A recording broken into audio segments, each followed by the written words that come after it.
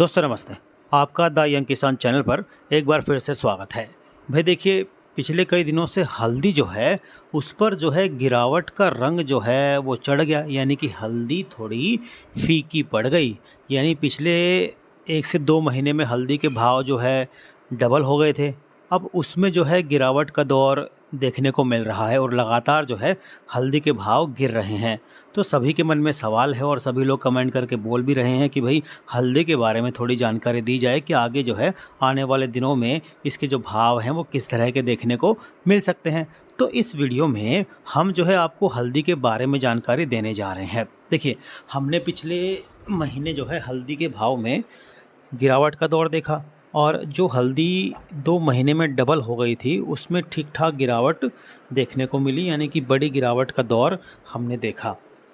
तो अब जो है मैं आपको बताऊं दोस्तों, अब कुछ ऐसे कारक बन रहे हैं जिससे जो है हल्दी जो है आने वाले दिनों में उसके भाव में तेज़ी का रुख हो सकता है।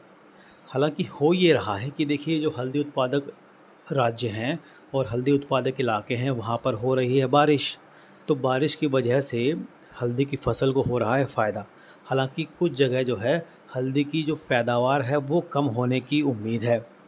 तो जैसा कि मैंने आपको पिछले रिपोर्ट के अंदर बताया भी था कि महाराष्ट्र, तेलंगाना, आंध्र प्रदेश में जो है हल्दी की जो फसल है वो 20 से 25% पहले ही कम बोई गई।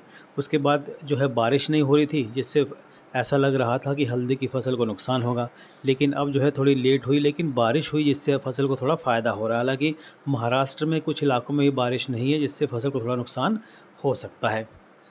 तो हल्दी का बुआई का जो रकबा है पहले ही जो है वो 35 से 40% तक कम देखने को मिल रहा था। अब उसमें जो है ये एक मोटा-मोटा अनुमान सामने निकल के आ रहा है कि भई बारिश जो हो रही है उससे फसल को फ़ायदा है, तो उससे जो है भाव फिर गिर गए। अगर इसके निर्यात के आंकड़े की बात करें तो ये थोड़े बड़े हैं।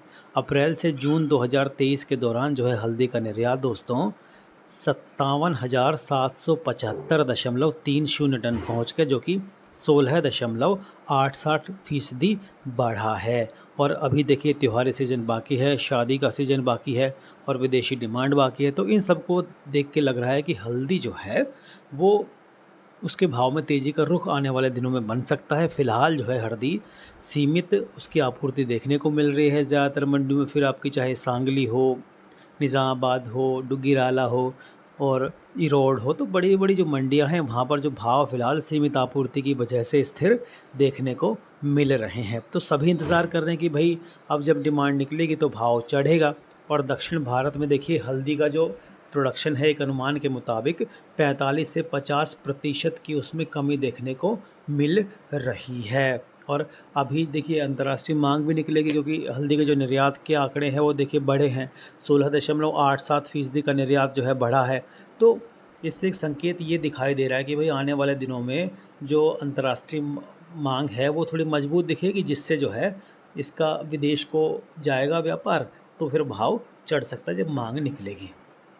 फ़िलहाल भारत को अगर देखें, हमारे देश को देखें, तो करीब-करीब यहाँ पर 150 लाख बोरी जो है हल्दी की खपत और निर्यात होती है।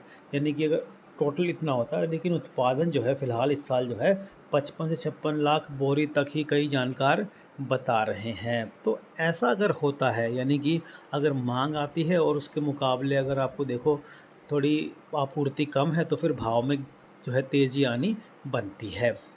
फ़िलहाल कई जानकारी ये बता रहे हैं कि हल्दी जो है ओवरबॉट ज़ोन में है। ओवरबॉट ज़ोन क्या होती है कि इसके जो प्राइस है वो अप्रत्याशित तरीके से बढ़ गए, यानी कि किसी ने सोचा नहीं था लेकिन हल्दी जो है इतनी तेज़ बढ़ गई। तो उसके बाद ओवरबॉट ज़ोन में पहुंच गई तो फिर उसमें गिरावट का रुख देखने को मिला, क्योंकि मुनाफा वसूली ज़बरदस्त हुई। और फिर अभी बारिश होगी जिससे हल्दी की फसल को थोड़ा फ़ायदा होता दिख रहा है। तो सबको लग रहा है कि हल्दी के भाव आगे नहीं बढ़ेंगे।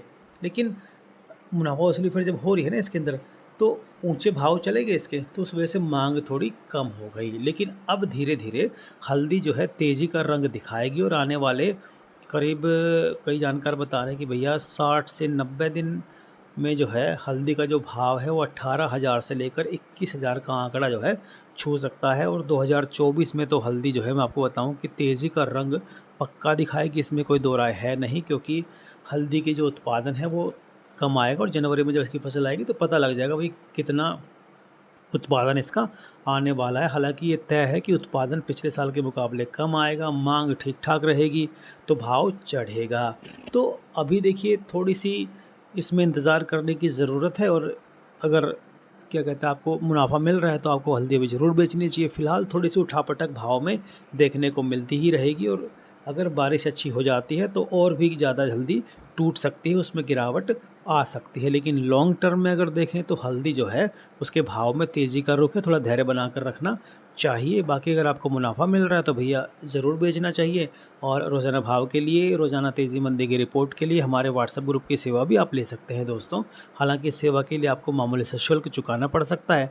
इसका नंबर आपकी स्क्रीन पर भी आ रहा है, और हमने नीचे डिस्क्रिप्शन के अंदर भी इस सेवा का नंबर दिया है। आप संपर्क करके हमसे जुड़ सकते हैं और रोज़ाना भाव की जानकारी पा सकते हैं। अगर आपको हमारा चैनल द यंग किसान पसंद आता है तो भैया तुरंत उसे सब्सक्राइब कर लीजिए, अगर अब तक सब्सक्राइब नहीं किया है तो। और रोज़ाना भाव की जानकारी के लिए अगर अच्छी लगती है तो भैया हमारे चैनल को लाइक करना बिल्कुल भी नहीं भूलें। नीचे लाइक का एक बटन, उसको दबा दीजिए।